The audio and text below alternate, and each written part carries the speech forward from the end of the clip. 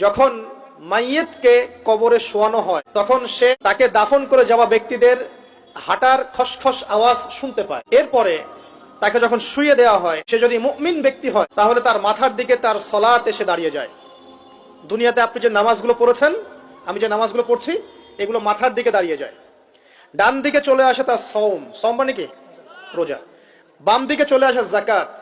তারপরে পায়ের দিকে চলে আসবে তার আত্মীয়তার সম্পর্ক রক্ষার ইবাদত, তার এই যে অন্যান্য দান সদকা, তার নফল আমল, তার তাসবিহ তাহলিল, তার কোরআন তেলাওয়াত ইত্যাদি পায়ের দিকে চলে আসবে।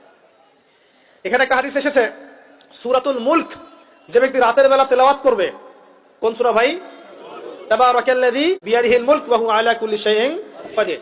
এই সূরা যে ব্যক্তি রাতের বেলা করে তেলাওয়াত করবে, ইনশাআল্লাহ সূরা মুলক কবরে তার সাথে থাকবে এবং কবরের আযাব থেকে সূরা মুলক তাকে বাঁচাবে ইনশাআল্লাহ। আমি বুঝাচ্ছি যে কি অবস্থাটা। এবার দুজন ফেরেশতা মাথার দিক থেকে আসবেন, আসতে চাইবেন, সালাত বলবে এখান দিয়ে আসা যাবে না, এদিক দিয়ে আসা যাবে না। ডান দিক দিয়ে আসতে চাইবেন, এদিক দিয়ে আসা যাবে না। বাম দিক দিয়ে আসতে চাইবেন, যাকাত বলবে এদিক দিয়ে আসা যাবে না। পায়ের দিক দিয়ে আসতে চাইবেন, আমলগুলো বলবে এদিক দিয়ে আসা যাবে না। তারপরেও তারা আসবেন, চোখগুলো হবে নীল এবং কালো বর্ণ, নীলাপ চোখের, কালো। মুনকার নাকি? উঠে বসিয়ে দেওয়া হবে। এবার তিনটা প্রশ্ন।